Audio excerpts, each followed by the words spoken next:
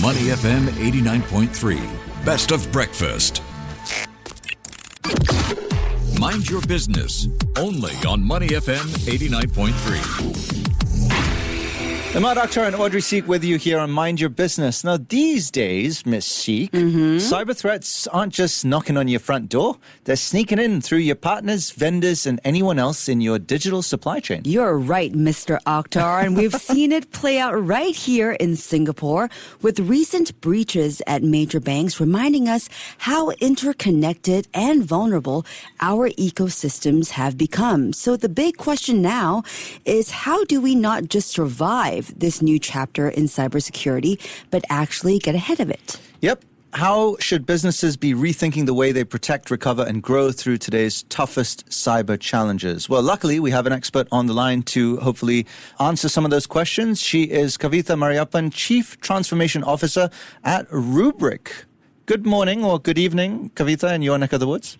Good morning, and thanks so much for having me. It's an absolute privilege to be on your show. Wow, thank you so much for joining us, Kavitha. So let's start with the big picture here. You know, third-party breaches are quickly becoming the new front line for cyber attacks. How would you describe the current state of cybersecurity in Asia right now, and how are boardrooms waking up to these risks? It's a great question. Let's set the context here. Singapore, for a start, is considered Asia's digital capital, right? And the companies in the APAC region, are accelerating digital transformation today through AI, through cloud and mobility at a rapid pace. And it's becoming critical that these organizations and their critical data, assets, and importantly, intellectual property can be secured. Here's the interesting thing. We're living in a time where it is not a matter of if a cyber attack will happen, but when.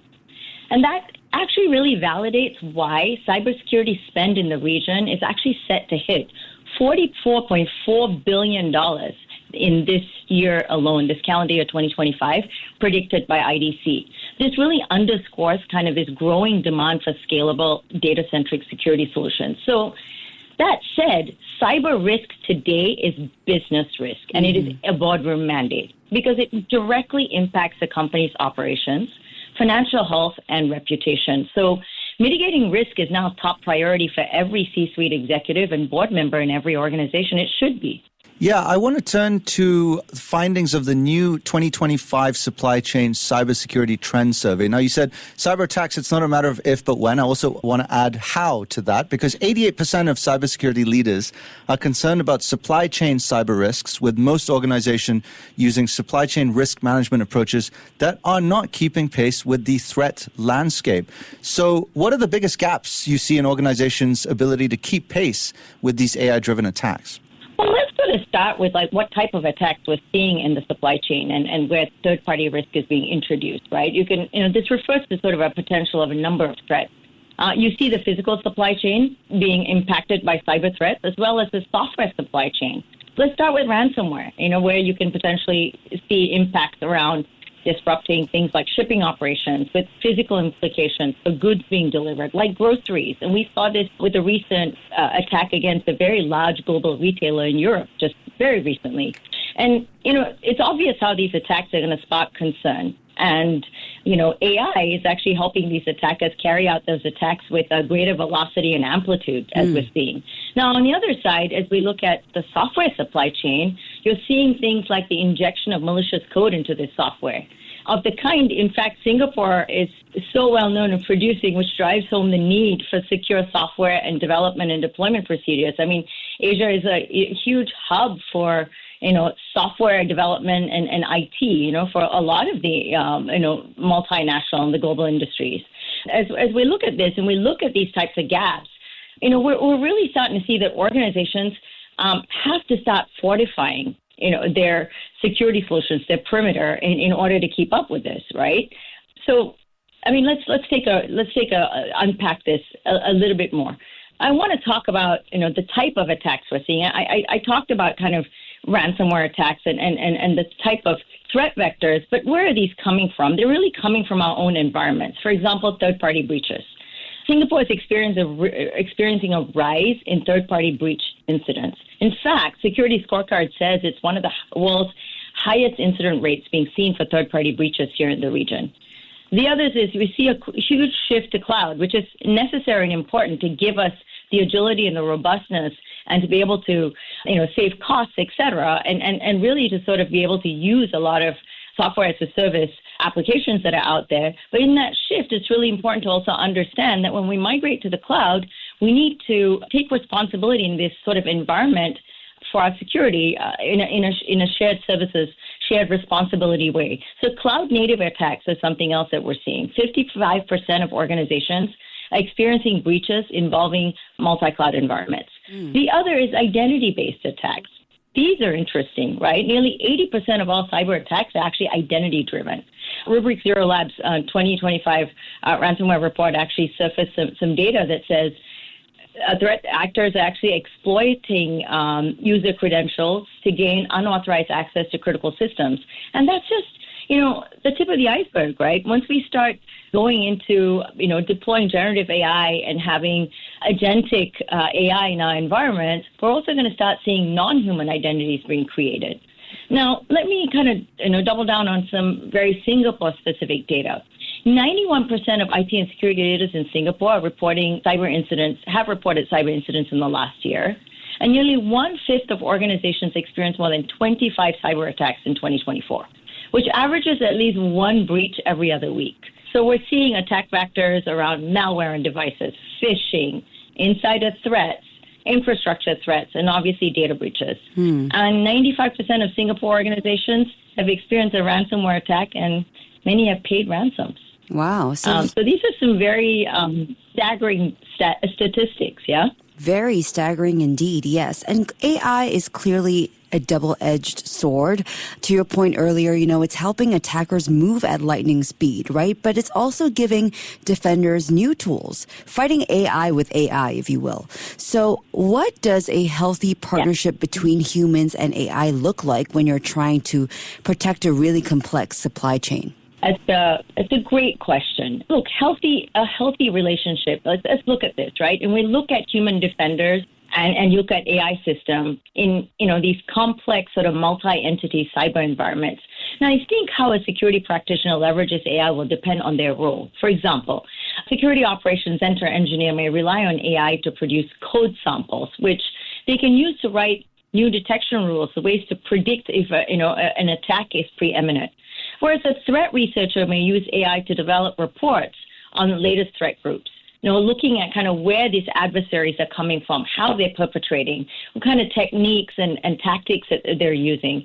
So they're going to be able to, these SOC teams, for example, are going to be able to use AI to automate these repetitive tasks and investigate alerts at a much greater scale than humans could do it today, right? This level of velocity, amplitude, and scale that we can, AI can be leveraged by human defenders is going to be tremendous.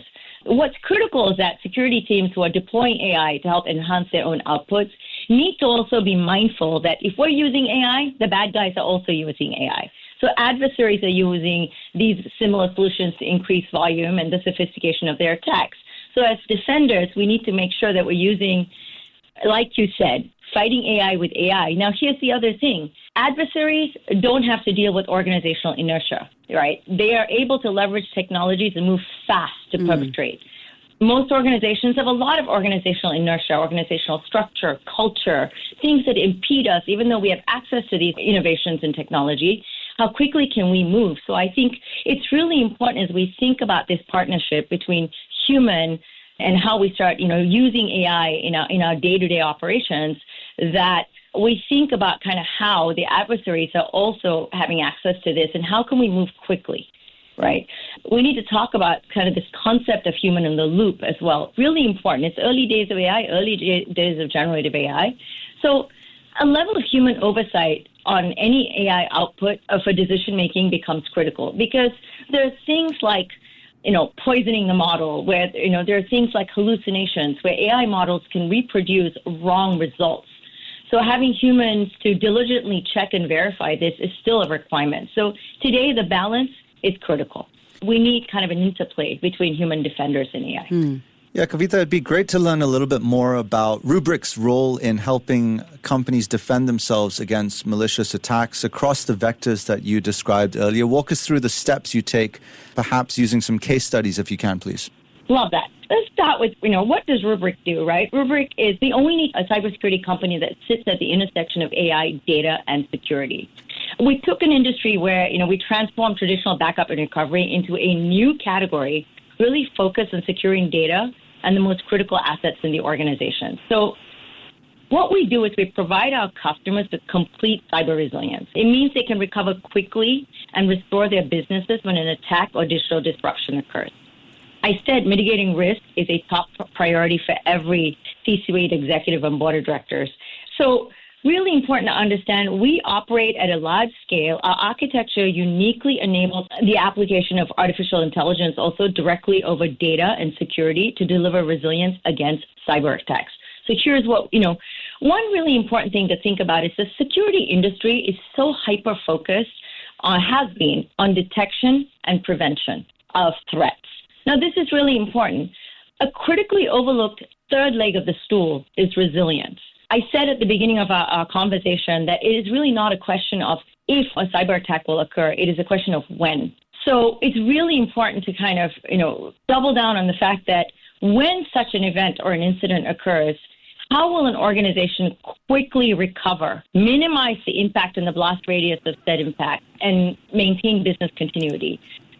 So we provide our customers with a complete cyber resilience platform. The Rubrik Security Cloud, it means we can recover quickly, restore their businesses, and sort of minimize this digital disruption that occurs in their environment. We have over 6,000 customers worldwide across a multitude of industries: healthcare, banks, retailers, government, financial services, highly regulated industries where it's really important to assess and manage risk. If that kind of covers the case studies. Yes, it does. Yes, it does. You did mention the term quick recovery about 3-4 times in that answer, and I just want to dive in on how quick we're actually talking. What's the time frame here?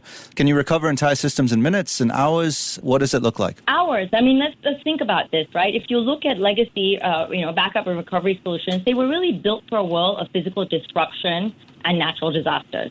So, days, weeks, months. We don't have that today. Businesses with the loss of trust, reputation, you're a bank, you have an incident, and people can't recover their money. You're a hospital that has the critical duty of care to provide, critical care to patients. We're talking about human life at stake. If you're a government, you're looking at a national, international defense. We don't have weeks and months for this. We have to be able to get back and up and running as quickly as possible, within hours. And when you look at complex organizations across a large footprint, hundreds of thousands of employees, highly regulated across multiple countries, how do we get everybody back up and running? It's really important to think about recovery solutions, resilient solutions that are built for the cloud, a cloud-native world. And obviously, we understand a lot of organizations still have very critical, highly regulated data on premise as well. And so it's making sure we're servicing those needs as well as a lot of workloads that are sitting in the cloud. All right. Well, Kavitha, speaking of time frame, we are unfortunately out of time, but it's been a real eye-opener on how businesses can stay resilient as the threat landscape evolves. Thank you so much for sharing your insights with us today. Thank you so much for having me. You take care. You take care as well. That was Kavitha Mariappan, Chief Transformation Officer at Rubrik, and you're listening to Money FM 89.3. To listen to more great interviews, download our podcasts at audio.sg or download the audio app. That's AWEDIO, audio at the App Store and Google Play.